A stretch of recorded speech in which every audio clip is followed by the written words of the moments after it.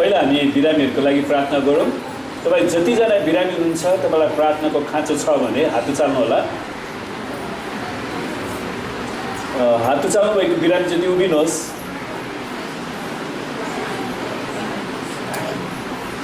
र तपाईँलाई जहाँ समस्या छ त्यहाँ आफ्नो हात राख्नुहोस् र अरूहरूले बिरामीतिर हात बढाइदिनुहोस् है। र आउनुहोस् हामी प्रार्थना गरौँ। परमेश्वर पिता हामी प्रार्थना गर्छौँ साँच्चै तपाईँका छोराछोरीको शरीरहरूमा जे जति रोग बिमारहरू शैतानका आक्रमणहरू तन्त्रमन्त्रका श्रापहरू शारीरिक दुर्बलताहरू नसामा मसल्सका समस्याहरूलाई हामी येशूको नाउँमा निस्किने र येशूको कोर्राको चोटमा ती सबै रोगहरू निको भइसकेको घोषणा गर्छौँ। पवित्र आत्मा तपाईँले येशूको चङ्गाइलाई बगाइदिनुहोस्। प्रभु तपाईँको रगतले ढाक्दछौँ शिरदेखि तलसम्म तपाईँको पूर्ण चङ्गाइ र छुटकारा माग्दछौँ येशूको नाम। आमेन। हुन्छ, बस्नुहोस्। र दोस्रो विषय हामी प्रार्थना गर्छौँ। बाइबलले भन्छ काम नगर्नेले के गरोस्, खाना पनि नखाओस् है। परमेश्वरले अल्छे मान्छेको सृष्टि गर्नु भएन। अनि तपाईँ कतिजना अल्छी हुनुहुन्छ? हात चाल्नु त। प्रभुलाई धन्यवाद होस्, हाम्रो मण्डलीमा कोही पनि अल्छी छैनन्। आमेन। सबैले काम गर्न सिकेका छन्।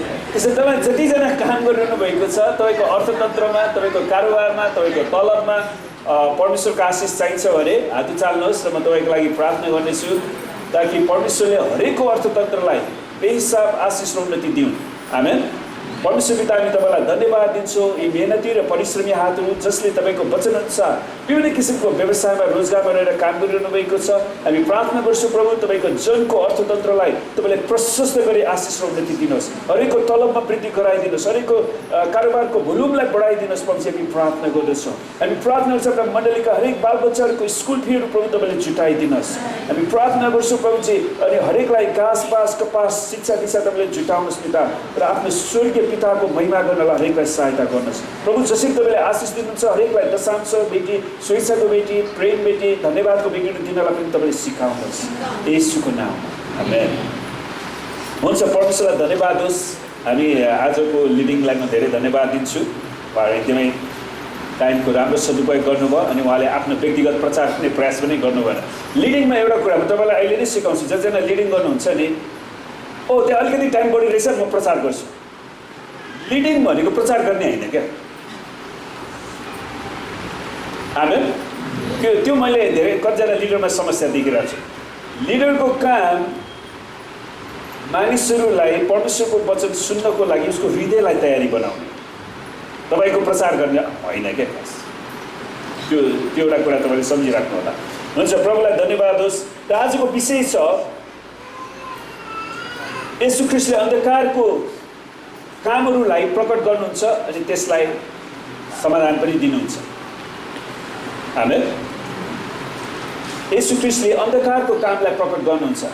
सुन्नुहोस्, कतिजना मानिसहरूलाई शैतानले अन्धकारको शक्तिभित्र गाँजेर राखिराखेको हुन्छ अनि उनीहरूलाई छुटकारा चाहिन्छ। आमेन। सुन्नुहोस्, कतिजना मानिसहरूको घर परिवारमा विशेष गरी संसारभरि नै शैतानले विभिन्न किसिमको श्रापहरू हालिदिइराखेको हुन्छ नि। कतिजनाहरू अल्पायुको श्राप, मृत्युको श्राप, अनावश्यक रूपमा झुन्डेर मर्ने हो। अहिले मैले नेपालमा समाचार सुनिरहेको छु, अहिले बाढी पहिरोले मात्रै झन्डै 100जनाभन्दा बढी मानिसहरू नेपालमा मरिसक्यो। अनि त्यो बाहेक हत्या पनि एक किसिमको अहिले कन्ट्र्याक्ट किलर इन्डियाबाट त्यो हत्यारा ल्याउने अनि उसलाई 10 लाख 1 लाख 3 लाख ल्याउने अनि त्यहाँबाट हत्या गर्ने त्यो किसिमको आत्माले गाजिराखेको छ। अनि उनीहरूको आफ्नै परिवारमा मनमुटा है। अनि अर्को एउटा घिनलाग्दो कुरा के भइरहेछ भने हाम्रो नेपाली समाजमा आफ्नै बाउ बाजेहरूद्वारा आफ्ना नाता नातिनीहरूलाई बलात्कार गर्ने काम परिवारकै सदस्यहरूद्वारा। त्यसैले यी सबै दुष्टताहरू यो देशमा बढिराखेको छ र हामीले निरन्तर प्रार्थना गर्नुपर्छ है। अनि बाइबलमा भनेको छ नि, सुन्नुहोस्, प्रभु येशूले भन्नुहुन्छ मेरो भवन प्रार्थनाको भवन हुनुपर्छ, तर तिमीहरूले त यसलाई डाकुहरूको ओढार बनाएका छौ हो। त्यसैले प्रभु येशूले मन्दिरमा गएर तिनीहरूको सबै त्यो व्यापारको कुराहरू भत्काइदिनु भयो। त्यसैले प्रियहरू, परमेश्वरको भवन प्रार्थनाको भवन हुनुपर्छ। त्यसैले यसलाई हामीले दुई प्रकारले हेर्न सक्छौँ। एउटा, हाम्रो यो मन्दिर, हाम्रो शरीर, तिमीहरूको शरीर तिमीहरूमा भएको पवित्र आत्माको मन्दिर हो। आमेन। त्यसैले यो मन्दिरले परमेश्वरलाई प्रार्थना गर्न सिक्नु पर्यो। अनि त्यसरी नै यो मन्दिर रहनको लागि फेसिलिटिजको रूपमा यो अर्को मन्दिर छ। अनि यो मन्दिरभित्र पनि हामीले निरन्तर परमेश्वरको प्रार्थना गर्नु पर्यो, किनकि मेरो भवन प्रार्थनाको भवन हुनेछ। मेरो भवन राजनीति गर्ने भवन हुनेछ भनेको छैन। मेरो भवन व्यभिचार गर्ने भवन हुनेछ भनेको छैन। मेरो भवन गुटबन्दी गर्ने भवन हुन्छ भनेको छैन, मेरो भवन प्रार्थना गर्ने भवन हुन्छ। आमेन। त्यसैले त्यो कुरालाई हामीले ध्यान राख्नु छ। त्यसैले तपाईँले जतिजनाले प्रार्थना गर्न सिक्नु भएको छैन भने तपाईँ परमेश्वरको भवन हुनुहुन्न, सफा कुरा। त्यसैले तपाईँले प्रार्थना गर्न सिक्नुहोस्, किनकि मेरो भवन प्रार्थना गर्ने भवन हुन्छ। सुन्नुहोस्, येशू ख्रीष्टको शक्तिको आधारमा नै हुतात्माहरू डराउँदछन्। आमेन। कसैको घरमा हुतात्माले गाँजी राखेको छ भने त्यसले येशूको नाउँलाई प्रयोग गर्नुहोस्, किनकि परमेश्वरले हामीलाई त्यो नाउँ दिनुभएको छ जुन नाउँको अधीनमा संसारका सबै शक्तिहरूले घुँडा टेक्नुपर्छ। चाहे त्यो स्वर्गमा होस्, चाहे पृथ्वीमा होस्, चाहे जमिन मुनि होस्, चाहे पातालमा होस्, जुनसुकै शक्तिले येशूको नाममा घुँडा टेक्नुपर्छ। अनि घुँडा नटेक्नेहरू जो घमण्डले अभिमानले भरिन्छन् अनि इन्साफको दिनमा घुँडा टेक्नुपर्छ, त्यो अनन्तको लागि नरकमा पनि जानुपर्छ। त्यसैले हामीले समय छँदाखेरि नै त्यो कुरालाई होसियार गर्नुपर्छ। सुन्नुहोस्, त्यसै कारणले कतिचोटि परमेश्वरको वचनलाई प्रचार गर्दाखेरि शैतानले विभिन्न मान्छेहरूलाई गलत नकारात्मक कुराहरू दिन्छ अनि आफू पनि वचन नसुन्ने, अरूलाई पनि वचन सुन्न नदिने, त्यस प्रकारले उनीहरू बसिरहेको हुन्छ। तर येशू ख्रीष्टले त्यो भूतात्मालाई हप्काएर भन्नुहुन्छ, चुप लाग र त्यसबाट निस्किजा। मर्कुसीको 26मा त्यस मान्छेलाई लछार प्रचार पार्दै त्यो अशुद्ध आत्मा ठुलो स्वरले चिच्चाएर त्यस मान्छेबाट निस्केर गयो। सुन्नुहोस्, प्रभु येशू ख्रीष्टले जब त्यो भूत लागेको मान्छेलाई हप्काउनुहुन्छ, त्यो मान्छेलाई लछार पछार पार्दै त्यो निस्किन्छ। शैतानको विनाशको दिन अझै आएको छैन, नरकमा हाल्ने समय अझै आएको छैन। तर यस भूतात्माले येशू ख्रीष्टको अधिकार र शक्तिको स्वाद चाख्दछ है। उहाँलाई तुरुन्तै आज्ञा दिने अधिकार थियो। सुन्नुहोस्, येशू ख्रीष्टलाई तुरुन्तै आज्ञा दिने अधिकार छ अनि उहाँले त्यो अधिकार हामी क्रिस्चियनहरूलाई, हामी विश्वासीहरूलाई पनि दिनुभएको छ। आमेन। त प्रभु येशू ख्रीष्टले भूतात्मालाई धपाउँदाखेरि भूतात्मासँग कुनै पनि वार्तालाप, मिलापको लागि कुराकानी, सूत्र, प्रार्थना, बिन्ती नचढाइकन, कुनै पनि झारफुक नगरिकन उहाँले चाहिँ आफ्नो अधिकारको प्रयोग गर्नुहुन्छ। भूतात्मासँग भूतात्मा आउनुहोस्, हामी वार्तालाप गरौँ, अबदेखि तिमी दण्ड दिने नदिनु। उहाँले त्यसो भन्नुहुन्न। उहाँले भन्छ, त दुष्ट शैतान निस्किजा। आमेन।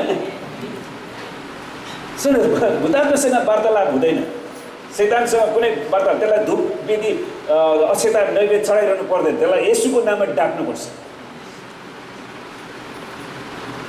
अनि प्रभु येशू ख्रीष्टले आफ्नो सम्पूर्ण अधिकारलाई प्रयोग गर्नुभयो। बाइबलले झारफुकको सिद्धान्तलाई पछ्याउँदैन है। येशूले आज्ञा दिनुभयो अनि भूतात्माहरू भागे। येशूले आज्ञा दिनुभयो, भूतात्माहरू भागे।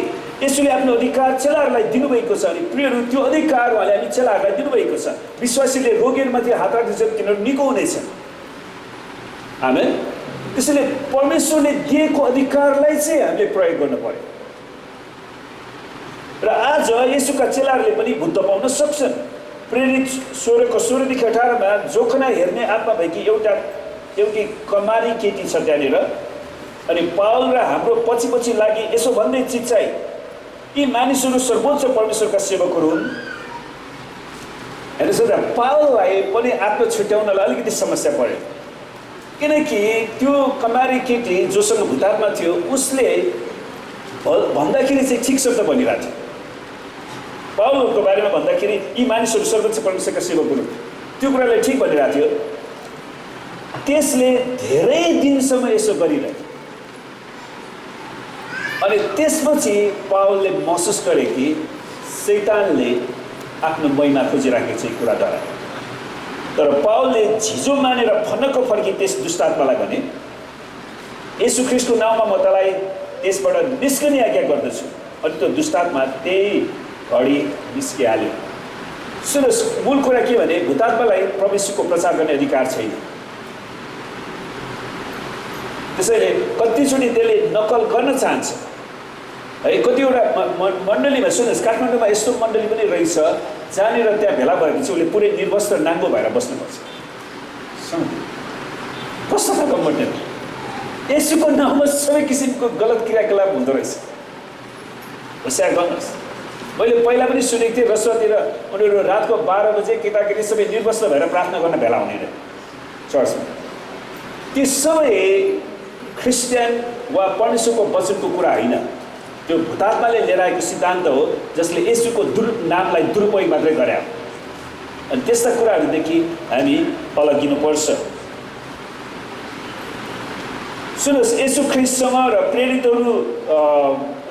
अनि येशू ख्रीष्टमा विश्वास गर्नेहरू हरेकसँग यो अधिकार छ। परमेश्वरले यो अधिकार हामीलाई दिनुभएको छ। जब तपाईँ सुसमाचार लिएर अविश्वासीहरूका जानुहुँदछ र जब तिनीहरूले येशूलाई प्रभु र मुक्तिदाता भने विश्वास गर्छन्, उहाँले तिनीहरूलाई शुद्ध पार्नुहुन्छ, भूतात्माहरू भाग्छन्। प्रभुलाई धन्यवाद होस्, एकजना आमाले गवाई दिइरहनु भएको थियो नि, उहाँलाई आँखाको समस्या थियो अनि उहाँले आफैले प्रार्थना गर्नुभयो अनि त्यो समस्या हटेर गयो। आमेन। त्यसको मतलब के त? परमेश्वरले तपाईँलाई त्यो अधिकार दिनुभएको छ। तपाईँले आफ्नो निम्ति पनि प्रार्थना गर्न सक्नुहुन्छ, आफ्नो चङ्गाइको लागि, अरूको चङ्गाइको लागि। जब येशूले चुप लाग र त्यसबाट निस्किजा भन्नुभयो, त्यस मान्छेलाई लछार पछार पार्दै त्यो अशुद्ध आत्मा ठुलो स्वरले चिचाएर त्यस मान्छेबाट निस्क्यो। यसरी भूतात्माले आफ्नो डरलाई प्रकट गर्दै भाग्छ, किनभने त्यो भूतात्मा डराएको थियो। लछार पछार शब्दले मत्ती 17:15-18 सम्झना दिलाउँछ। त्यहाँनिर मत्ती 17:15-18 भन्छन्, प्रभु मेरो छोरामाथि दया गर्नुहोस्, किनकि त्यसलाई छारे रोग लागेको छ र ठुलो कष्ट भोग्दैछ। त्यो कहिले आगोमा पर्छ, कहिले पानीमा पर्छ। शैतानले है कतिजना मान्छेलाई छारे रोगलाई त्यस्तै त गर्ने हुने, कहिले आगोमा कहिले पानीमा, खतरनाक ठाउँहरूमा। अनि चेलाहरूले निको पार्न नसकेको कारण, अनि वास्तवमा त्यो दिदीले चाहिँ आफ्नो बच्चालाई चेलाहरूकोमा ल्याउँछ, चेलाहरूसँग कुनै आइडिया नै भएन, उनीहरूले प्रार्थना गरी टोपले त्यो निको नै भएन।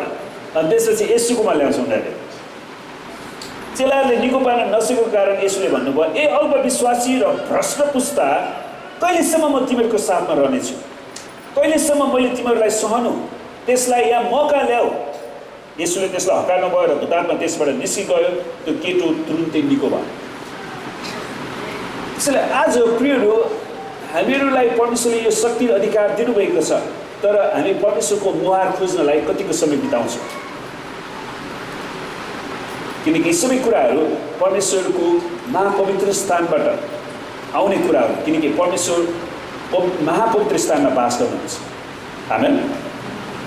बरु 26:26ले त्यस मानिसलाई लछार पछार वा ऐठन पारे तापनि, लुका 4:35ले त्यस मानिसलाई कुनै हानि नगरिकन त्यो भूतात्मा त्यसबाट निस्केर गयो भन्दछ। लछार पछार गरे तापनि त्यसले हानि गर्न सकेन। मर्कुसले त्यस मानिसबारे अरू रिपोर्ट दिँदैनन्, किनकि उसले परमेश्वरका पुत्रमाथि केन्द्रित गरिराखेका छन्। उसले चाहिँ येशू ख्रीष्टमा फोकस गरेका छन्, जसले सार्वजनिक रूपमा परमेश्वरको शक्तिलाई प्रकट गर्नुभएको छ। उहाँले आफ्नै अधिकारले भूतात्मालाई धपाउनु भयो। येशूले उहाँ आफै मसीह हुनुहुन्छ, राजा हुनुहुन्छ, मुक्तिदाता हुनुहुन्छ भन्ने कुरा देखाउनुहुन्छ। उहाँले परमेश्वरको राज्य ल्याउनु भएको छ। येशू ख्रीष्टले परमेश्वरको राज्य ल्याउनु भएको छ। परमेश्वरको राज्य जहाँनिर प्रेम, शान्ति, आनन्द, दया, भलाइ, विशुद्धता, नम्रता, आत्मसंयम हुन्छ त्यहाँनिर। आमेन। मत्ती 11:28 भन्नुहुन्छ नि, तर यदि परमेश्वरको आत्माद्वारा म भूतहरू धपाउँछु भने परमेश्वरको राज्य तिमीहरूमा आइसकेको छ। र येशू ख्रीष्टले परमेश्वरको आत्माको शक्तिद्वारा भूतहरू धपाइरहनु भएको थियो। अनि त्यसले के प्रमाणित गर्छ त? परमेश्वरको राज्य आइसकेको छ। शैतानको बन्धनलाई छोडाउन सक्ने शक्ति उहाँसँग छ। उहाँले शैतान र त्यसका शक्तिहरूलाई नष्ट गरेर मानव जातिलाई छुटकारा दिन सक्नुहुन्छ। अनि राज्यको शक्ति सदृश्य देख्न सकिने भएको छ। यो कुरा हामी कसरी थाहा गर्न सक्छौँ त? मर्कुस 1:27ले भन्छ, तब सबैजनाले अचम्म माने।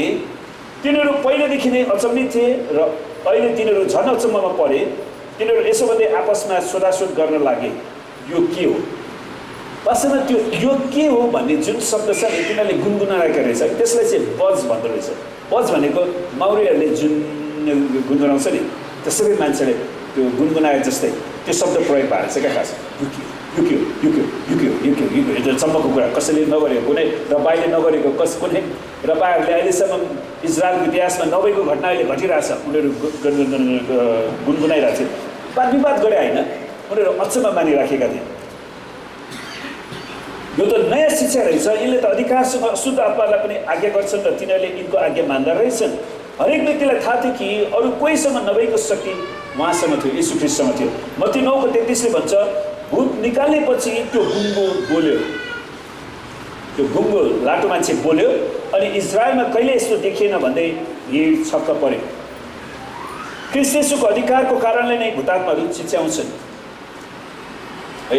अनि कतिजना मानिसहरू पनि चिच्याउँछन् कि उनीहरू परमेश्वरको वचनमा नभिजेका मानिसहरू अनि भिज्न नचाहने मानिसहरू बिना फाकमा परमेश्वरको वचनको विरुद्धमा बोल्दै हिँड्छन्। भूतात्माहरू चिच्याए जस्तै पापीहरू पनि चिच्याएर प्रस्ताव गर्नुपर्ने हो। तर दुःख लाग्दो कुरा के भने पापी मानिसहरूले आफ्नो विनाशको वास्तविकतालाई देख्दैनन् है। तर भूतात्माले देखेका छन्, भूतात्मालाई थाहा छ उनीहरूको अन्तिम गन्तव्य क्या हो।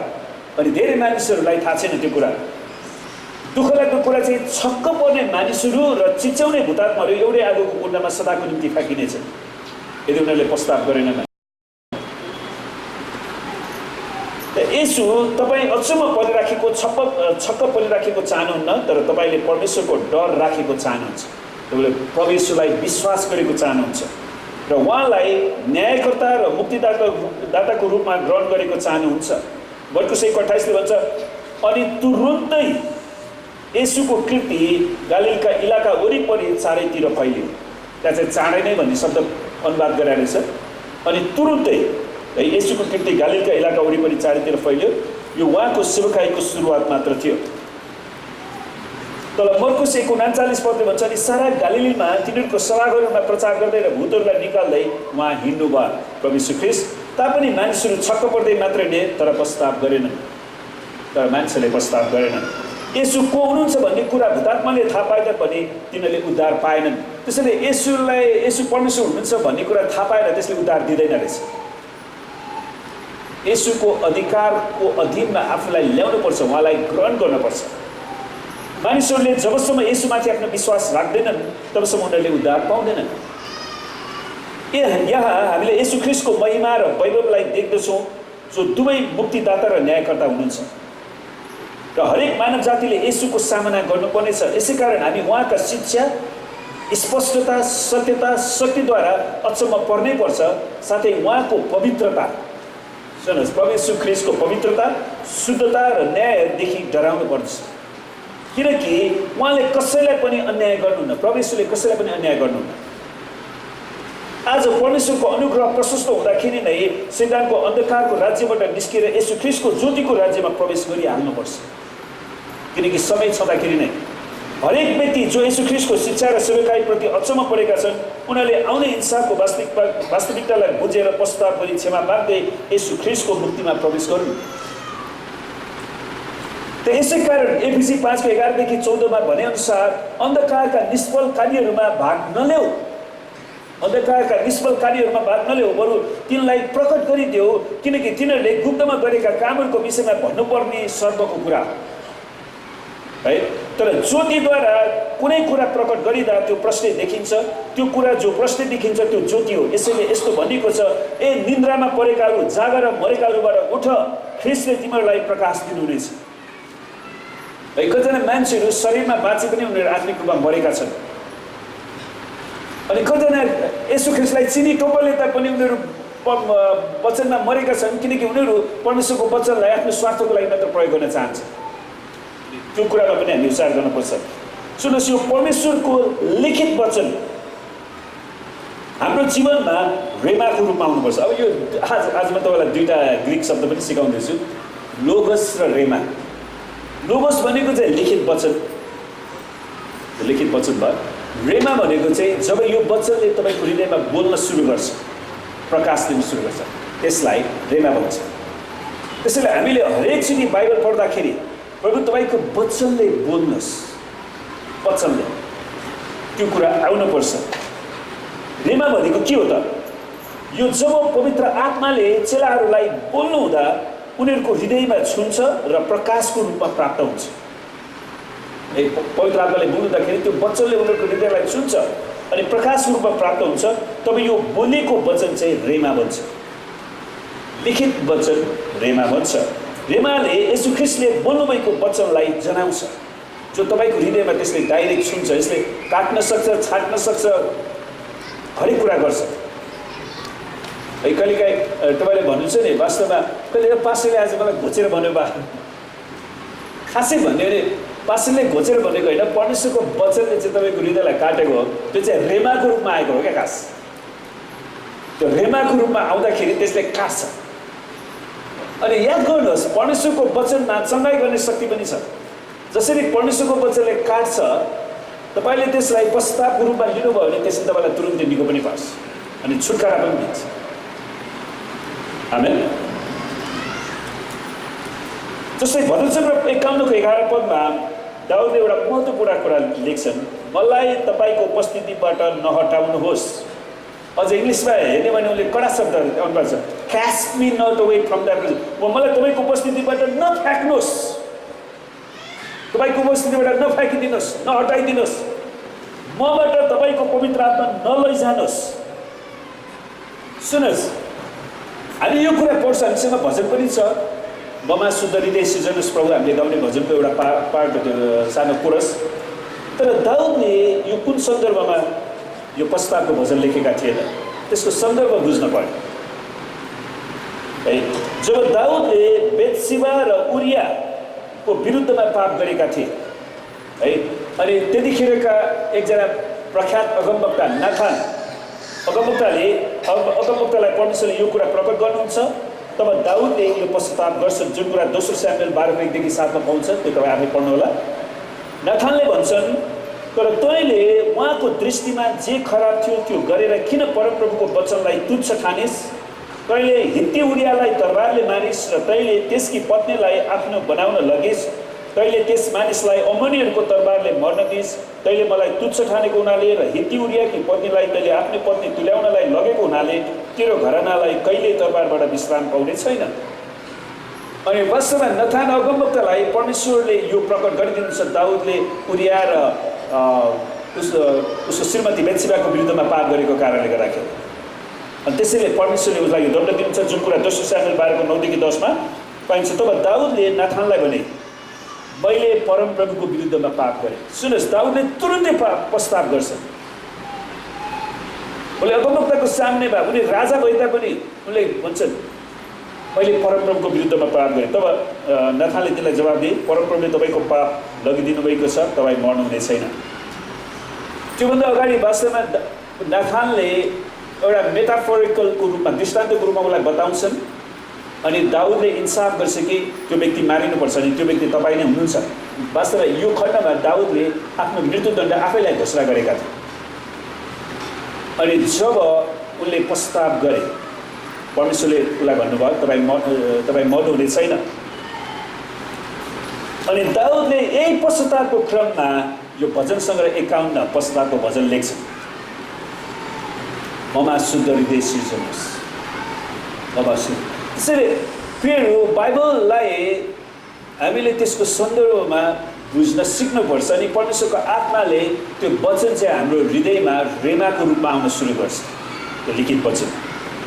अनि त्यसले हाम्रो जीवनलाई परिवर्तन गर्न सुरु गर्छ। सुन्नुहोस्, एउटा मान्छेले वचन सुनेर उसको जीवन कहिले पनि परिवर्तन भएन भने उसको विवेक नै मरिसकेको हुन्छ क्या। इङ्ग्लिसमा एउटा शब्द छ, क्यालस भन्ने शब्द छ, जसको अर्थ चाहिँ तपाईँले यो जस्तो विभिन्न परिश्रम गर्ने मान्छेहरूको हातमा यहाँनिर यो ठेला उठ्छ नि, त्यो ठेलालाई चिमटेर निकाले पनि दुख्दैन नि खास तपाईँलाई। अनि कतिजना मान्छेहरूको विवेक त्यस्तो हुन्छ, जब त्यो विवेकलाई कुनै पनि कुराले छुँदैन नि, ऊ पक्का हत्यारा भन्छ, जे पनि बोल्छ, उसले छाडा बोल्छ, उसले हत्यारा बोल्छ, उसले परमेश्वरको वचनको विरुद्धमा बोल्छ, उसलाई कुनै मतलब छैन, किनकि उसको विवेक मरिसक्यो। त्यो अवस्थामा पुग्नबाट हामी रोकिनुपर्छ। दाउदले त्यहाँनिर पश्चाताप गर्छ। अनि उनले लेख्छन्, मलाई तपाईँको उपस्थितिबाट नफ्याँकिदिनु, परमेश्वर मैले तपाईँकै विरुद्धमा पाप गरेँ। उनले लेख्छ, म मेरो आमाको गर्भमा हुँदाखेरि नै म पापमा छु, पापैमा मेरी आमाले मलाई गर्भधारण गरिन्। उनले त्यो कुरा ल्याउँछ। अनि कसरी वास्तवमा आदम र हव्वाको पाप चाहिँ प्राकृतिक रूपमै हामीमा सरेको छ। त्यसैले हामी प्रत्येकले दैनिक रूपमा पश्चातापको जीवन जिउनुपर्छ। हाम्रो सोचहरूमा परिवर्तन ल्याउनुपर्छ, ख्रिस्टको रगतले धोइ पखाल्नुपर्छ। सुन्नुहोस्, म अर्को कुरा बताउन चाहन्छु, खुसीको कुरा क्रिस्चियनहरूलाई भूत लाग्दैन। आमेन। जबसम्म तपाईँले येशू ख्रिस्टलाई आफ्नो हृदयमा राख्नुभएको छ भने तपाईँलाई भूत लाग्दैन। तर भूतात्माले सताउन वा प्रभाव पार्न सक्छ। जस्तो दाउदलाई शैतानले पाप गर्नलाई बहकाएन, यद्यपि उसलाई भूतात्मा लागेको थिएन। त भूत लाग्नु वा इङ्ग्लिसमा डिमन पोजेसन है, डिमन पोजेसन भन्छ, र भूतले सताउनु वा भूतात्माले इन्फ्लुएन्स गर्नु वा अप्रेस गर्नु, भूतात्माले सताउनुमा के फरक छ त? जस्तो हामीहरू भूतात्माले गाँच्नु र भूतात्माले सताउनुमा के फरक छ? भूत लाग्नुको अर्थ त्यो व्यक्तिमाथि भूतात्माले पूर्ण अधिकार जमाउनु, उसलाई पुरै रूपमा बेहोस बनाइदिन्छ है। अनि भूतात्मा लाग्दाखेरि तपाईँले हाम्रो नेपालको मान्छेलाई यो बुझ्नलाई गाह्रो छैन नि, तपाईँ भूतात्मा लागेको मान्छे कतिजना देख्नु भएको छ? त्यो प्रश्न भन्दा पनि कतिजनाले देख्नु भएको छैन? हात उचाल्नु त ल। सबैले भूतात्मा लागेको मान्छे देख्नु भएको छ। भूतात्मा लागेको मान्छेहरू कसरी, मैले सुरुमा एकजना विमल दाईको बुवालाई खास भूतात्माले गाँच्दाखेरि त्यो भूतात्माले यसको यो हातलाई चाहिँ नि यस्तो गरेपछि लडेपछि सिध्यो। अनि उहाँलाई त्यो भूतात्माले अरठो बनाएर जिउ पनि दुखाउने, मसल सड्काउने, त्यो गर्ने। अनि उहाँलाई पछि बिस्तारै अलिअलि कम हुँदै गयो।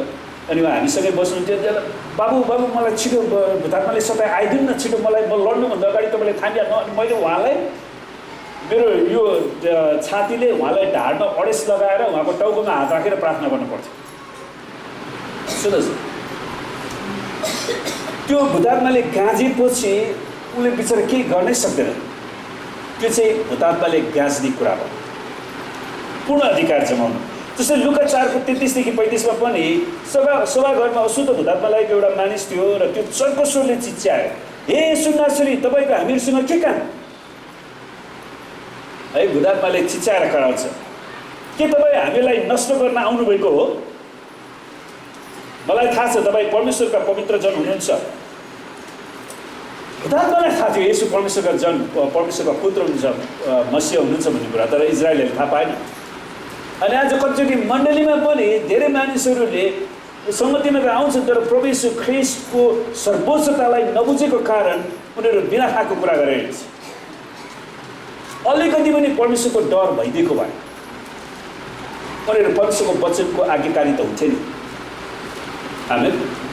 त्यसैले हामीसँग परमेश्वरको डर छ कि छैन भन्ने कुरा हामीले आफैलाई जाँच्नुपर्छ। अनि त्यो भूतात्माले त्यो कराउँछ, मलाई थाहा छ तपाईँ परमेश्वरका पवित्र जन हुनुहुन्छ। अनि यसुले त्यसलाई हकारेर भन्नुभयो, चुप लाग, किनकि यसु ख्रीष्टले शैतानले उहाँको नाम प्रकट गरेको चाहनुहुन्थेन। शैतानले यसुको नाम प्रकट गर्ने, सुन्नुहोस्, उहाँको नाम प्रकट गर्ने जिम्मा परमेश्वरले तपाईँ र मलाई दिनुभएको छ। उहाँले हामीलाई सारा संसारमा जाऊ र प्रचार गर भन्नुभएको छ। आमेन। चुप लागेर त्यसबाट निस्किजा, त्यस मानिसलाई बीचमा पछारेर त्यसलाई केही हानि नगरिकन त्यो भूतात्मा त्यसबाट निस्केर गयो। भूतात्माले जहिले पनि मानिसहरूलाई पाप गर्न प्रेरणा दिन्छ। सुन्नुहोस्, पाप गर्न लगाउँछ, तपाईँलाई बहकाइरहन्छ, परमेश्वरको वचनको विरुद्धमा बोल्न लगाइरहन्छ, खराब कुराहरू गर्न लगाइरहन्छ। अनि अर्को कुरा, शैतानसँग सम्झौता गर्न लगाउँछ क्या। त्यो भूतात्मालाई चढाइसकेको कुरा तपाईँले लिएर आएर कोठमा राख्नुभयो भने त्यो भूतात्मा त्यहीँ आउँछ क्या खास।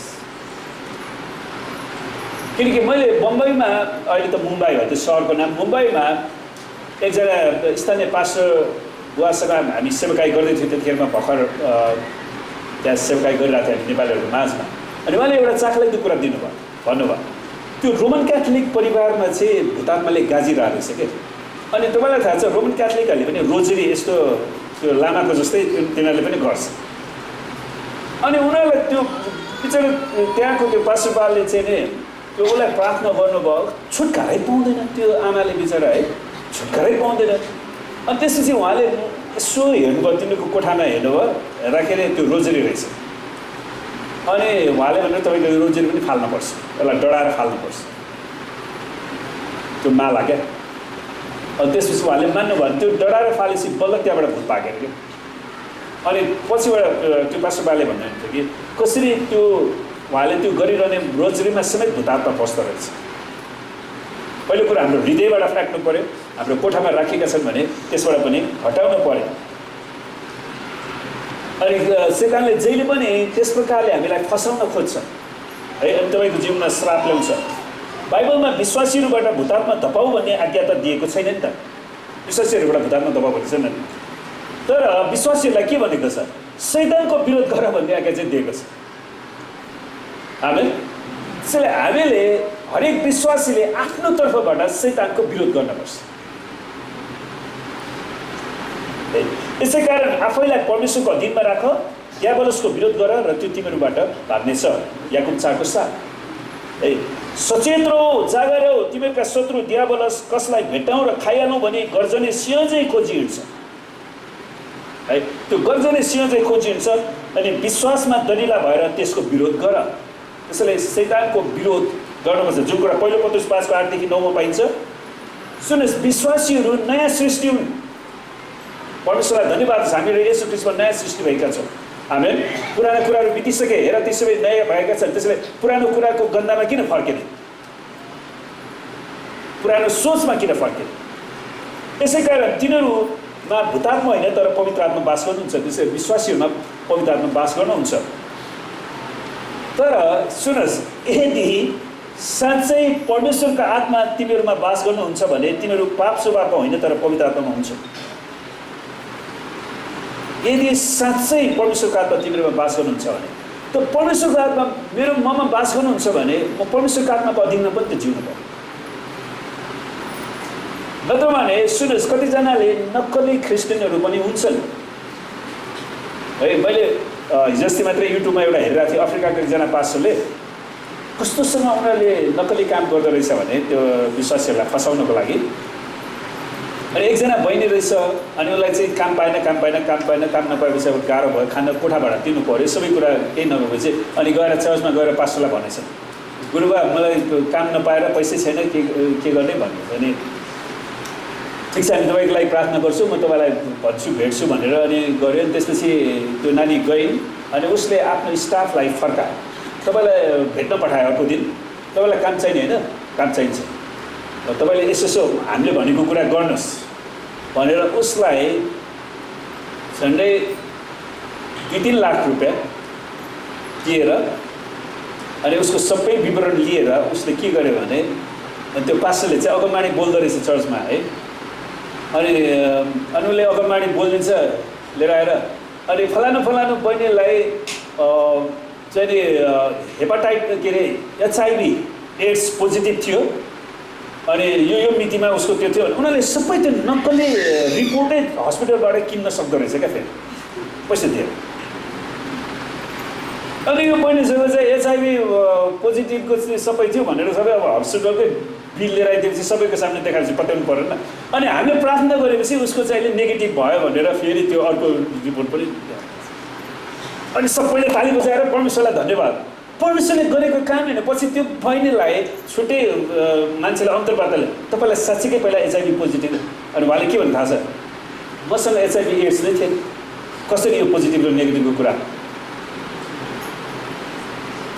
पास्टरले सुन, अब त्यो चर्चलाई के भन्ने, किन झुटो सेवकाई गर्ने? परमेश्वरलाई त्यस्तो झुटो महिमा चाहिन्छ? त्यो परमेश्वरको महिमाको लागि होइन, त्यो पास्टरको महिमाको लागि। सुन्नुहोस्, धेरै चर्चहरू, धेरै पास्टरहरू अझै त्यो कुरामा गइराखेका छन्। हामी होसियार गरौँ। अनि नेपालमा पनि कतिजना मान्छेहरू चङ्गाईको कार्यक्रम गर्ने, अहिले चङ्गाईको कार्यक्रम गर्ने फेसन चलिरहेको छ। अनि कतिजना मान्छे निको भए त कमेन्ट छैन। अनि उनीहरू परमेश्वरको वचनमा परमेश्वरले दिने चङ्गाईमा विश्वास गर्न सक्दा व्यक्तिमा केन्द्रित गरायो। त्यसैले हामी एकदमै होसियार गर्नुपर्छ।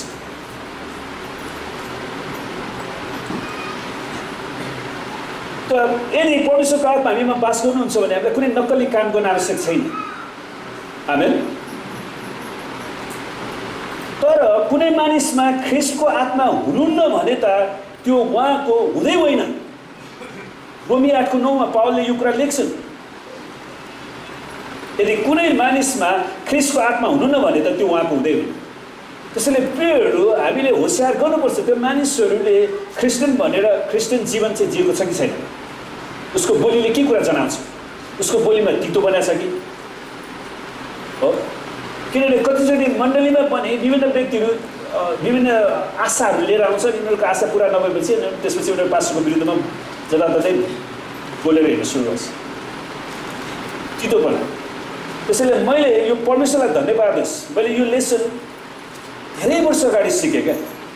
म कलेजमा पढ्दाखेरि हाम्रो एकजना जस इन्डियाको एकजना प्रोफेसर हुन्थ्यो, उहाँले के हुन्थ्यो भने never expect you will never get all. यो वाक्य म कहिले पनि बिर्सेको छैन, 30-35 वर्ष अगाडि पढेको। Never expect you will never get. त्यसको मतलब के भने तपाईँले कहिले पनि मानिससँग आशा नगर्नुहोस्, तपाईँ कहिले पनि चोट पाउनुहुन्न। हामी कति सचिव धेरैचोटि हामीलाई त्यो अर्को मान्छे चाहिँ के देखि हामीलाई रिस उठ्नु कारण के त, किनभने हामी उसँग आशा लिएर जान्छ, उसले केही दिन्छ कि केही गरिदिन्छ कि हुँदैन। अनि उसलाई थाहा हुँदैन कि त्यो मान्छे पनि एउटा साधारण मान्छे, उसको सबै समस्या त समाधान गर्न सक्दैन नि। हामी अनि उसले गर्दैन भनेर त्यत्तिकै रिसाएर हिँडिरहन्छ। तपाईँले त्यो व्यक्तिसँग कुनै आशै गर्नु भएन भने किन पीडा गर्नु। मैले अफ्रिकाको एकजना पास्टरलाई सम्झाउनु पऱ्यो क्या। हामी त्यहाँ टाइममा वर्षमा एकचोटि मिटिङमा जान्छौँ नि, उसको सम्पूर्ण रुपियाँ पैसा त हामीले तिर्न सक्दैनौँ नि त। अनि उसले चाहिँ जबै उसको सबै मण्डली भवन सबै हामीले पैसा तिरेर बनाइदियोस् भनेर उसले ठान्दो रहेछ होइन। अनि त्यहाँबाट अब हामीले तिर्न नसकेपछि ऊ चाहिँ हामीसँग रिसाउने कि। अनि यसपालि चाहिँ प्रभुलाई धन्यवाद छ, हाम्रो यो युट्युबमा हाम्रो चर्चको त्यो सबै भएको कारणले मैले उसलाई हाम्रो चर्चको उदाहरणै देखाइदिएँ क्या। युट्युबमा हेर हाम्रो चर्चको यो सबै भवन हामीले कुनै विदेशीबाट पैसा लिएको गरेको होइन, हाम्रो चर्चको विश्वासीहरूले भेटीबाट उहाँहरूले दिनुभएको परमेश्वरलाई प्रेम गरेको कारण त्यो भेटीबाट यो भवन बनेको। कमसेकम त्यति भएपछि होला अलिकति उत्साह पनि भएको छ। हाम्रो चर्चमा पनि प्रचार गर्न आउनु नि त तपाईँ भनेर बोलाउनु त बोलाइरहेको छ उसले। अब मसँग प्लेन भाडा पनि छैन अहिले है। भएदेखि भविष्यमा परमेश्वर जिराउनु भयो भने त्यो उसको देशमा मलावीको पास अफ्रिकाको एउटा मलावी भन्ने देश छ, त्यहाँ जानुपर्छ उनीहरूको चर्चमा सिकाउनलाई। अनि उनीहरूको चर्चमा सामान्य हिसाब किताब राख्ने त्यो पनि थिएन। यसपालि मैले लेखेर यसरी राख्नु भनेर त्यो चर्चको भेटी छ नि, कसरी राख्ने, 3जनाको मान्छेको नाममा ब्याङ्कमा खाता खोलेर राख्ने, त्यो सबै कुरा सिकाउनु पऱ्यो क्या यसमा। अब जस परमेश्वरले कसरी आशिष दिनुहुन्छ भन्ने कुरा चाहिँ त्यो कुरा हामीले मानिसमा होइन, जब परमेश्वरमा भरोसा राख्छौँ परमेश्वरले त कहिले पनि धोका दिनुहुन्न नि। आमेन। परमेश्वरले आफ्नो समयमा विभिन्न व्यक्तिद्वारा जुटाउनुहुन्छ। उहाँले हाम्रो आफ्नै कामहरूमा आशिष दिनुहुन्छ। कहिलेकाहीँ अब आन्टीको पसल छ त, कहिलेकाहीँ दिनभरि मान्छे आउँदैन, अनि बेलुकातिर 2-4जना मान्छे छ, एउटाले 5,000, एउटाले 4,000, एउटाले 2,000, एउटा 1,500, एउटा 1,000 रुपियाँको किन्दै भइहाल्यो व्यापार हो किन भन्नु त। दिनभरि नै त मान्छे आइरहँदैन नि त, आएन भनेर निराश पनि त हुनु। त प्रार्थना गऱ्यो परमेश्वरले एउटा न एउटा कस्टमर ल्याइदिनुहुन्छ, एउटाले 2,000 को किन्दै एउटाले 3,000 को किन्दै भइहाल्यो। सानोतिनो व्यापारको कुराहरूमा पनि हो। त्यसैले परमेश्वरले हातको परिश्रममा चाहिँ आशिष दिनु हो नि त। त्यसैले तपाईँले कुनै न कुनै बिजनेस सुरु गर्नुहोस् भनेको कारण थियो नि, परमेश्वरले त्यहाँनिर त्यो मान्छेहरू ल्याइदिनुहुन्छ, कस्टमर ल्याइदिनुहुन्छ तपाईँलाई किन्नको लागि। त्यसैले मैले त्यो धेरै वर्ष अगाडि सिकेको। त्यसैले मलाई कसैले मलाई सहायता गरि नगरे पनि कुनै व्यक्तिसँग मलाई दुःख मन लाग्दैन, किनभने मैले त परमेश्वरमा भरोसा गर्ने हो नि त। आमेन। यसै कारण विश्वासीहरूले शैतान र त्यसका भूतात्मासित आत्मिक लडन त लड्न सक्छन् जब हामी प्रभुमा रहन्छौँ भने। मेरा साना बालकहरू, तिमीहरू चाहिँ परमेश्वरका हौ र तिमीहरूमाथि विजय भएका छौ, तिनीहरूमाथि विजय भएका छौ, शैतानमाथि विजय भएका छौ, किनभने जो तिमीहरूमा हुनुहुन्छ उहाँ संसारमा हुनेभन्दा महान हुनुहुन्छ। आमेन। त हामीमा हुने प्रभु यीशु ख्रीष्ट संसारमा हुने शैतानभन्दा महान शक्तिशाली हुनुहुन्छ। 1 युहन्ना 4:4 यसै कारण झुटा अगमवक्ताहरूदेखि होसियार बस्छ, झुटा अगमवक्ताहरूदेखि होसियार बस्छ, जो तिमीहरूका भेडाको भेषमा आउँछन् तर भित्रपट्टि चाहिँ डरलाग्दा बुवासहरू जस्ता हुन्छन्। तिनीहरू लुट्नलाई आउँछन्, चोर्नलाई आउँछन्। परमेश्वरलाई धन्यवाद छ चाहिँ हाम्रो चर्चमा जुत्ता चोरी भएको छैन नि है। कसैको जुत्ता हराछ, एकजनाको साटिएको छ, एकजना अझै एकजनाको साट्या रहेछ। जसले साट्नु भयो हो तपाईँले सुटुक्क ल्याएर राखिदिनुहोस्। किन लाजमा पर्नु होइन, अब झुकेर लायो होला त्यसै ठानु।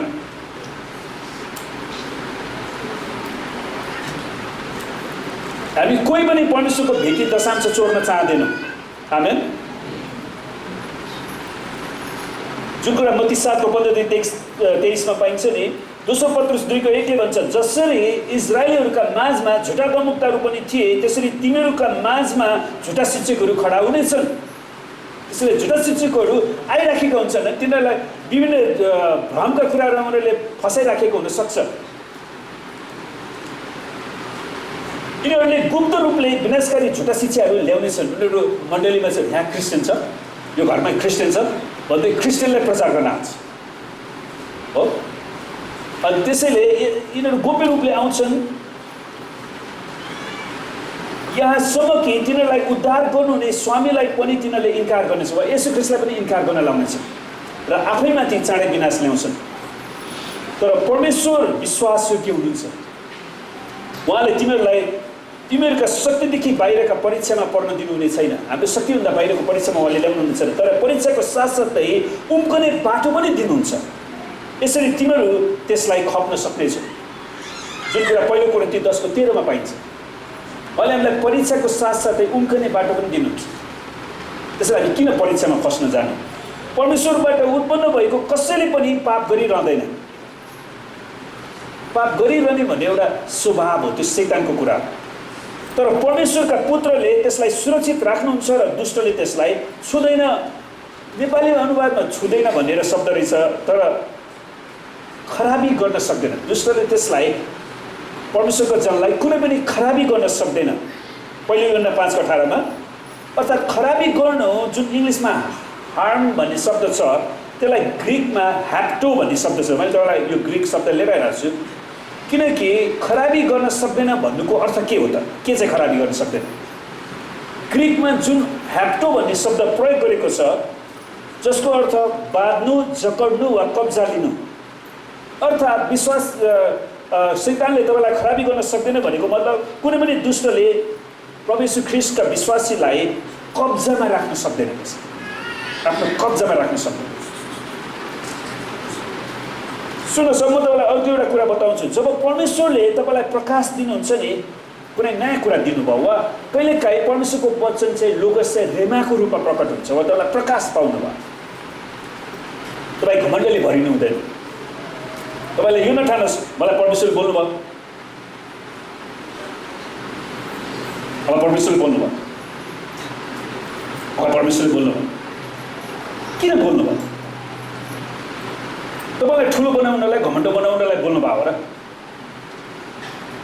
परमेश्वरले किन बोल्नुभयो? सुन्नुहोस्, त्यो कुरा हेर्नुपर्छ। जस्तै म मात्रै आत्मिकी हुँ, म मात्रै परमेश्वरको प्रकाश पाउँछु, परमेश्वर मसँग बोल्नुहुन्छ, परमेश्वर मसँग मात्रै बोल्नुहुन्छ भनेर त्यस्तो खालको सुन्नुहोस्, परमेश्वरको वचनले हजारौँ वर्षदेखि करोडौँ मान्छेसँग बोलिरहनु भएको छ। तपाईँ यदि परमेश्वरको वचन बाइबललाई ध्यान दिएर पढ्नुहुन्छ भने परमेश्वर तपाईँसँग बोल्नुहुन्छ, किनकि बाइबल परमेश्वरको लिखित वचन हो। आमेन। अनि यो बाइबल, सुन्नुहोस्, यसलाई हामी साइन्स पनि भन्न सक्छौँ, किनकि साइन्स भनेको त्यसलाई ल्याबोरेटरीमा लगेर फेरि प्रमाणित गर्न मिल्छ। त्यसैले यो बाइबलको वचनलाई हजारौँ वर्षदेखि मानिसहरूले व्यक्तिगत रूपमा विश्वास गरे, अभ्यास गरे अनि उनीहरूले परमेश्वरको आशिषको नतिजा पाए। त्यसै कारणले बाइबल खालि एउटा परमेश्वरको धार्मिक पुस्तक मात्र होइन, धर्मग्रन्थ मात्र होइन, यसलाई साइन्स पनि भन्न मिल्छ। किनकि परमेश्वरको वचनलाई तपाईँले अक्षरांश आफ्नो जीवनमा लागू गर्नुभयो भने त्यसको फल तपाईँले तुरुन्तै देख्नुहुन्छ। आमेन। त्यसै कारण साइन्स भनेको त्यो, जसलाई फेरि पुनः अभ्यास गर्न सकिन्छ। त्यसैले सुन्नुहोस्, परमेश्वर तपाईँसँग बोल्नुभयो भने मसँग मात्रै परमेश्वर बोल्नुभयो भने अरूसँग त परमेश्वरको बोलेको वचन सबैसँग सर्ने, यदि तपाईँ परमेश्वरको वचन पढ्नुभयो भने। आमेन। तर नम्रताले र पश्चातापले भरिनुपर्छ।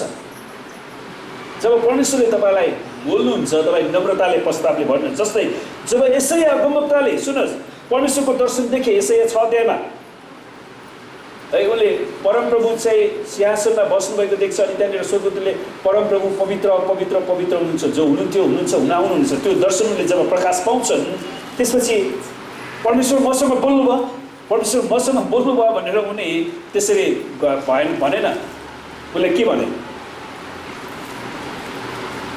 उनले भन्छन् धिक्कार, म नष्ट भएँ, किनभने म अशुद्ध ओठ भएको मानिस छु र अशुद्ध ओठ भएका मानिसहरूका बिचमा म बस्दछु र मैले मेरो आँखाले सर्वशक्तिमान परमप्रभु महाराजलाई देखेको छु। पहिलो कुरा उसले परमेश्वरलाई देख्यो। सुन्नुहोस्, यसको मतलब के त? परमेश्वरले हामी पवित्र भएको कारणले मात्र प्रकट गर्ने होइन रहेछ। यसैयाले एउटा कुरालाई महसुस गर्छन्, उनी अशुद्ध भए तापनि परमेश्वरलाई प्रकट गर्नुभयो, किनकि परमेश्वरले यसैयाको हृदयलाई देख्नु भएको थियो। उनी पश्चातापी जीवन जिउँथे, त्यसैले उनले परमेश्वरकोमा पश्चाताप गर्छन्। परमेश्वर, म तपाईँको दर्शन देख्ने योग्यको व्यक्ति हो र? है, यसैया 6:5 हामी अपवित्र भए तापनि उहाँको पवित्रतामा हिँड्नको लागि उहाँले हामीलाई परमेश्वरको पवित्रताको दर्शन दिनुहुन्छ। उहाँले हामीलाई दर्शन दिनुको मुख्य कुरा के भने हामी आफै परमेश्वरको पवित्रतामा हेर्न सकौँ, हामी परमेश्वरको मुहारको निरन्तर खोजी गरिरहन सकौँ। आमेन। जब परमेश्वरले आउने दण्ड वा विनाशबारे हामीलाई दर्शन वा प्रकाश दिनुहुँदछ, उहाँले किन दिनुहुन्छ? तब हामी अन्तर्विन्ती गर्नको निम्ति धाँधोमा खडा हुनुपर्छ। सुन्नुहोस्, परमेश्वरले तपाईँलाई कुनै विनाशको बारेमा बताउनु भयो भने तपाईँलाई चाहिँ नि र परमेश्वरले त्यसलाई नष्ट गर्नुहुन्छ भन्दै त्यतिकै धम्कीतिर नजानुहोस् क्या। परमेश्वरसँग बिन्ती गर्नुहोस्, परमेश्वरसँग अन्तर्विन्ती गर्नुहोस्, किनकि सुन्नुहोस्, इजेकियल 22 परमेश्वरले त्यो कुरा बताउनुहुन्छ। इजेकियलको समयमा इजरायल साह्रै पाप गरेको थिए, मन्दिरमा मूर्ति पूजा लिएर गएका थिए, मूर्तिका फोटोहरू उनीहरू राख्थे, सूर्य देवताहरूलाई उनीहरू पूजा गरिराखेका थिए इजेकियलको समयमा। अनि परमेश्वरले इजेकियललाई त्यो कुरा देखाउनुहुन्छ। अनि देखाउनुको कारण के थियो? अनि उहाँले भन्नुहुन्छ इजेकियल 22:30-31 पर्खाल निर्माण गरिदिने र देश मद्वारा नष्ट नहोस् भने देशको लागि मेरो सामुन्ने धाँधोमा उभिदिने एउटा मानिस तिनीहरूको बिचमा मैले हेरेँ, तर मैले कोही पनि पाएन। मैले कमसेकम एउटा मानिस खोजी गरेँ यो देश विनाशमा नजाओस् भनेर, तर मैले कोही पनि भेटाएँ। परमेश्वरले तपाईँलाई कुनै विनाशको दर्शन दिनुको कारण परमेश्वरले त्यसलाई विनाश दिनुहुन्छ, अब खतम गर्नुहुन्छ, परमेश्वरले त्यसलाई खतम, त्यो घोषणा गर्ने होइन। परमेश्वर यो देशमा 50 जना धर्मी भयो भने तपाईँले नष्ट गर्नुहुन्छ? 50 जना धर्मीको खातिर यो देशलाई बचाउनुहुन्न? उहाँसँग अन्तर्विन्ती गर्ने, त्यसको लागि चाहिँ परमेश्वरले तपाईँलाई त्यो कुरा दिनुहुन्छ है। तर त्यहाँनिर इजेकियलको समयमा इजरायलमा कोही पनि परमेश्वरसँग अन्तर्विन्ती गर्ने मान्छे नपाएको कारण परमेश्वरको भवन, प्रार्थनाको भवन हुनुपर्ने ठाउँमा परमेश्वरको भवन चाहिँ उनीहरूले व्यभिचारको भवन, मूर्ति पूजाको भवन, तन्त्र मन्त्रको भवन पो बनाइदिए। अनि त्यसले परमेश्वरले चेतावनी दिन्छ, त्यसकारण तिनीहरूले गरेका सबै काम तिनीहरूकै थाप्लोमा ल्याएर मेरो जल्दो रिसले म तिनीहरूलाई भस्म पार्नेछु, परमप्रभु परमेश्वर भन्नुहुन्छ है। उनीहरूले परमेश्वरसँग बिन्ती गर्ने मान्छे कोही पनि थिएन। सुन्नुहोस्, अगमवक्ता योना जस्तो कदम नउठाउनुहोस्। अगमवक्ता योनाले यो गल्ती गरेका छन्।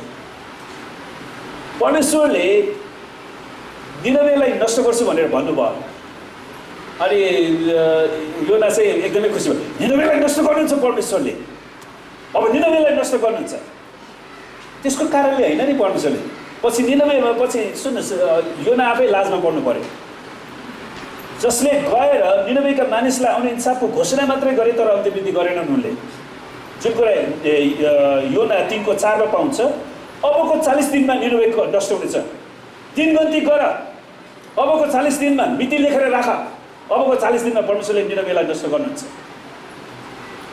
भन्दै त्यहाँबाट हिँड्यो के अरे योना है। हुन त पहिलो कुरा त उसले निनवे जाने इच्छा पनि थिएन, निनवेको मान्छेले प्रस्ताव गरेको उद्धार पाएको उसले चाहेकै थिएन। त्यसैले उनी निनवे जाने सुधा कता गयो? टार्सिसतिर। परमेश्वरले उसलाई माछाको पेटमा लानुभयो, त्यहाँबाट उसले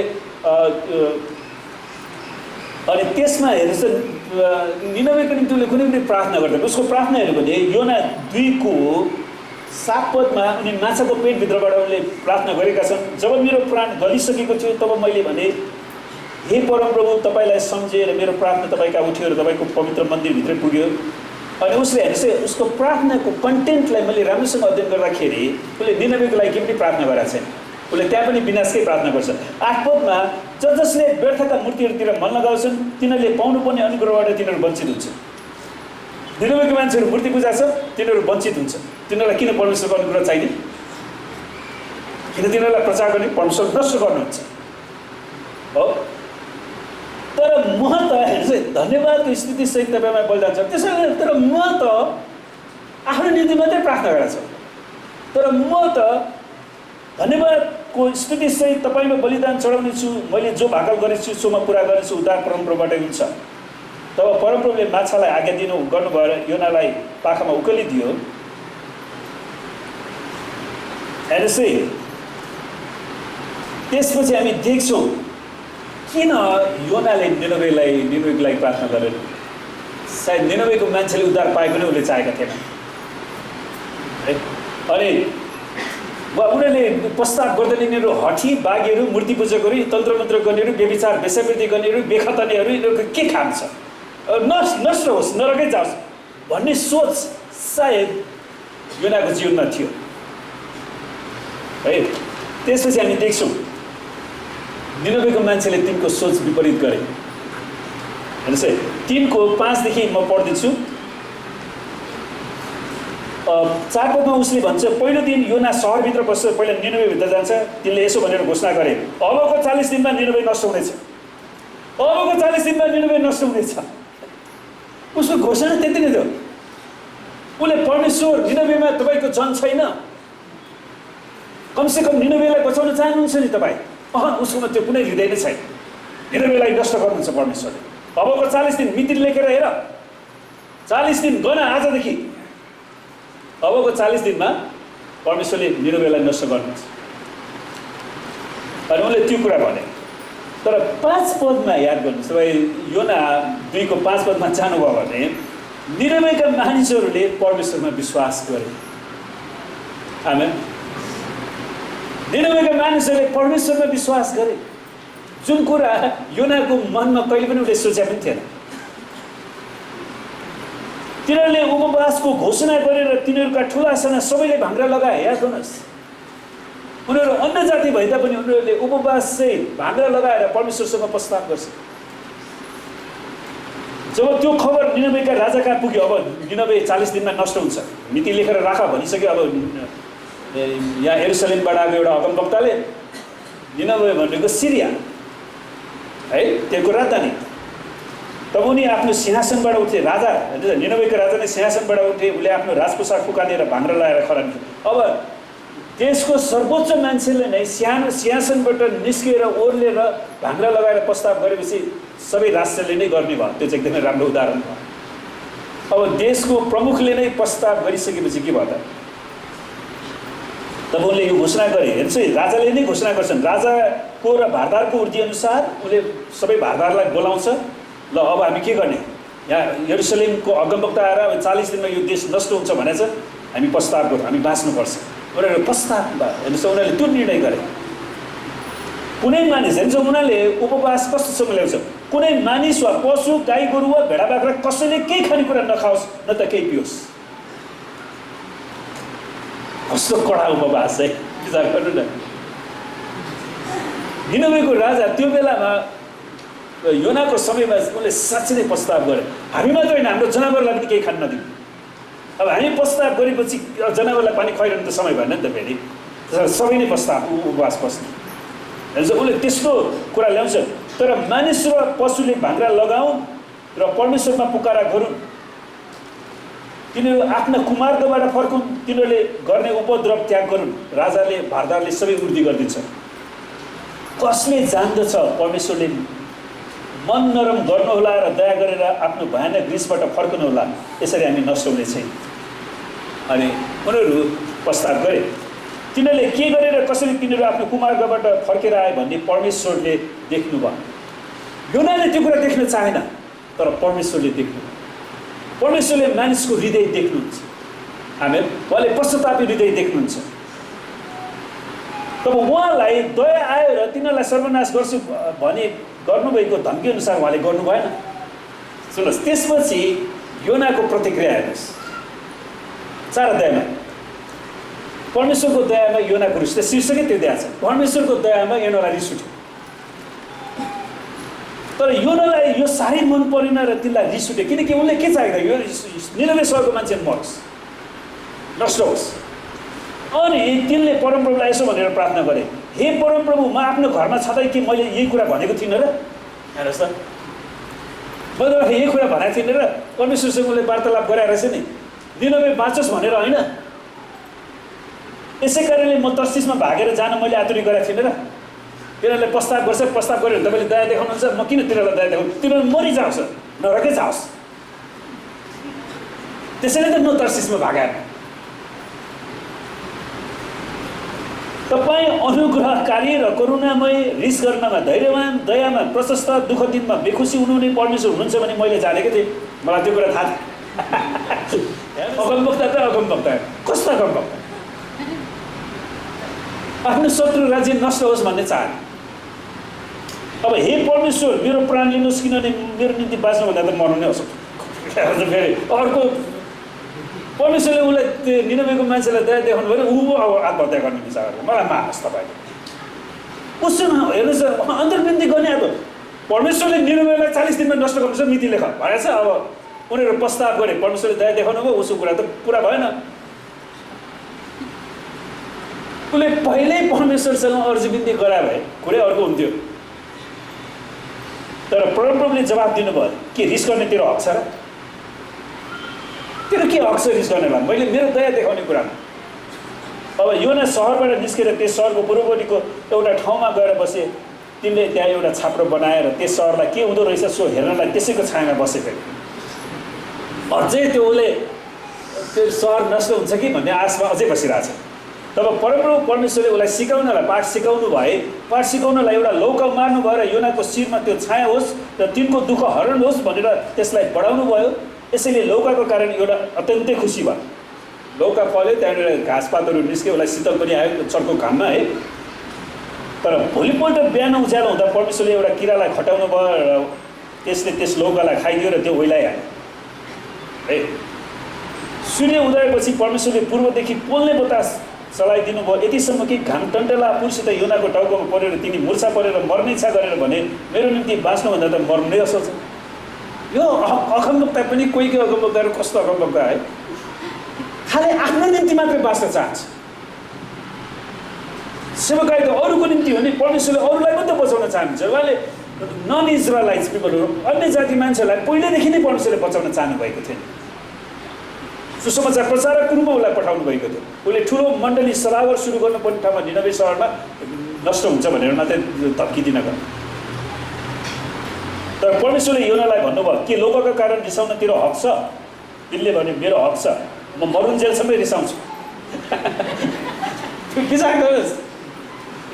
तर परमप्रभुले भन्नुहुन्छ, तैँले नस्याहारेको अथवा नउमारेको यस लौकाको लागि यति चिन्तित भइस्, एकै रातमा बढेर एकै रातमा नष्ट पनि भयो। अनि 11 पदमा सुन्नुहोस्, तर निनवे सहरमा 1,20,000 भन्दा बढ्ता मानिसहरू छन्। योनाको समयमा पनि निनवेको सहरमा 1,20,000 भनेको ठुलो सहर हो। 1,20,000 भन्दा बढ्ता मानिसहरू जसले दाहिने र देब्रे हातै चिन्न सक्दैनन् र त्यसमा धेरै गाईबस्तु पनि छ। त्यसको लागि के त उनीहरूले परमेश्वरलाई चिनेका छैनन्, उनीहरू मूर्ति पूजाले ग्रस्त छन्। के मैले त्यस ठुलो सहरको निम्ति फिक्र नगरौँ? सुन्नुहोस्, परमेश्वरले योनालाई निनवे सहर नष्ट हुन्छ भन्नुको कारण योनाले निनवे सहरको निम्ति बिन्ती गरोस् भन्नुको लागि थियो। परमेश्वरले मलाई बोल्नुभयो निनवे सहरलाई नष्ट गर्छ, परमेश्वरले मलाई बोल्नुभयो अबको 40 दिनमा निनवे सहर नष्ट गर्छ। तपाईँले अन्तर्विन्ती गर्नको लागि परमेश्वरले प्रकट गर्नुभएको। अनि अन्तमा परमेश्वरले योनालाई पठाउनु भयो। निनवेका मान्छेले, राजादेखि प्रजा सबैले प्रस्ताव गरे, परमेश्वरले तिनीहरूलाई बचाउनु भयो। आमेन। अनि योना चाहिँ बढ्न चाहन्छ। त्यस्तो खालको घमण्डी अगमवक्ता बन्नु हुँदैन। आमेन। परमेश्वरले हामीलाई अरूको निम्ति बाँच्न बोलाउनु भएको छ। अनि जब संसारको दुष्टतालाई प्रकट गरिन्छ, परमेश्वरले त्यसको समाधान पनि दिनुहुन्छ। आमेन। हुन्छ, परमेश्वरलाई धन्यवाद होस्। र आउनुहोस् हामी आँखा चिम्लौँ र हामी केही समय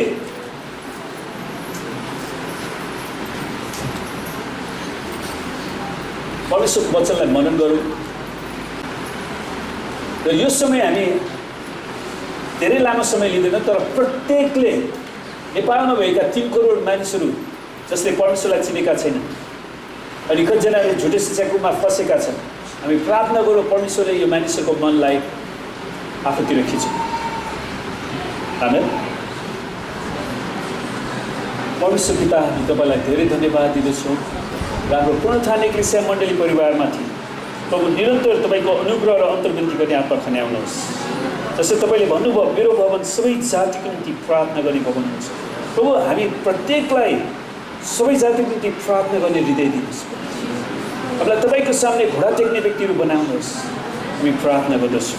प्रभु, साँच्चै हाम्रो देशमा धेरै किसिमका घृणित रीतिरिवाजहरू छन्, जहाँ आफ्ना छोरा वा छोरीलाई आगोमा बलि गर्ने, अपशकुन बताउने, जोखना हेर्ने, जादुगरी गर्ने, टुनामुना गर्ने, मृत्युसँग सल्लाह लिने, बिजुवा झाँक्री, साँच्चै यस्ता व्यक्तिहरू देशमा छन्। प्रभुजी, प्रभु जुन तपाईँको सामनेमा घृणित काम हो, परमेश्वर हामी प्रार्थना गर्छौँ यो पाप हामीलाई क्षमा गर्नुहोस्। प्रभु, जसरी मिश्र देशका देवी देवतामाथि तपाईँको दण्ड ल्याउनु भयो, इजरायललाई त्यसको दासत्वबाट छुटकारा दिनुभयो, त्यसरी प्रभु नेपाल देशका 3 करोड मानिसहरूलाई आत्महत्या, बलात्कार, अपहरण, भ्रष्टाचार, कुलाचार, दुराचारबाट छुटकारा दिनुहोस् र त्यसका सबै आत्मामाथि तपाईँको शारीरिक दण्ड खन्याउनुहोस् र नेपालीहरूलाई प्रभु येशू तपाईँको राज्यमा ल्याउनुहोस् र उनीहरूले परमेश्वरको धार्मिकता, परमेश्वरको शान्ति, परमेश्वरको न्याय, परमेश्वरको प्रेम, परमेश्वरको उद्धार, परमेश्वरको अनन्त जीवनलाई ग्रहण गर्न सकुन् र येशूलाई आफ्नो जीवनमा बोलाउन सकुन्। प्रभु, हामी तपाईँलाई धन्यवाद दिँदछौँ। धन्यवाद छ परमेश्वर पिता, हामी प्रार्थना गर्दछौँ आज जो जति आउन सक्नु भएन, कोही रोगी बिरामी हुनुहुन्छ भने उनीहरूलाई हामी येशूको नाउँमा चङ्गाइको घोषणा गर्छौँ। कोही घटी कमीमा छन् भने उनीहरूको आवश्यकतालाई पुर्याउने आज्ञा दिँदछौँ। प्रभु, हामी प्रार्थना गर्छौँ हाम्रो देश, हाम्रा मण्डलीका जति सदस्यहरू हाम्रो देश बाहिर हुनुहुन्छ अनि विभिन्न देशहरूमा रहनुभएको छ, प्रभु उहाँहरूले सङ्गति पाउनुभएको छैन भने प्रभु तपाईँको वचनद्वारा तपाईँले बोल्नुहोस् अनि उहाँहरूलाई प्रति हाम्रो मण्डलीको युट्युबहरू हेर्नलाई सहायता गर्नुहोस्। प्रभु, अनि तपाईँले व्यक्तिगत रूपमा बोल्नुहोस्। परमेश्वर, उहाँहरूको एक्लोपनामा तपाईँले सङ्गति दिनुहोस्, उनीहरूको घाउचोटमा तपाईँले मलमपट्टि लगाइदिनुहोस्, उहाँलाई निको पारिदिनुहोस्, उहाँको आर्थिक अभावहरूमा प्रभु तपाईँले जुटाउनुहोस्, उहाँको आर्थिक स्रोतहरू खोलिदिनुहोस्। प्रभु, हामी तपाईँसँग बिन्ती गर्छौँ। हामी प्रार्थना गर्छौँ प्रभु, यो हप्ताभरिको हाम्रो सेवाकाईमा, यात्रामा, पढाइमा, सम्पूर्ण काममा तपाईँले हामीलाई आशीर्वाद दिनुहोस्। हामी प्रार्थना गर्छौँ परमेश्वर, साँच्चै नै तपाईँले पुनरुत्थान एक्लेसिया मण्डली परिवारलाई आशिष दिनुहोस् र हरेकलाई रक्षा गर्नुहोस्। प्रभुजी, परमेश्वर तपाईँले आफ्नो मुख यस मण्डलीमाथि चम्काउनुहोस् र हरेकलाई अनुग्रह गर्नुहोस्। परमेश्वर, हामी प्रार्थना गर्छौँ तपाईँको चेहरा पुनरुत्थान एक्लेसिया मण्डली परिवारमाथि प्रकाश गरिदिनुहोस् र हरेकलाई शान्ति दिनुहोस्, ताकि तपाईँको नाम यस मण्डलीमाथि निरन्तर रहेको होस्। प्रभु, हामी तपाईँलाई धन्यवाद दिँदछौँ र परमेश्वर पिताको प्रेम, परमेश्वर ख्रीष्टको अनुग्रह र पवित्र आत्माको सङ्गति र सहभागिता हामीहरू हरेकसित आजदेखि सदा सर्वदा रहिरहन्। येशूको नाम। जय मसीह।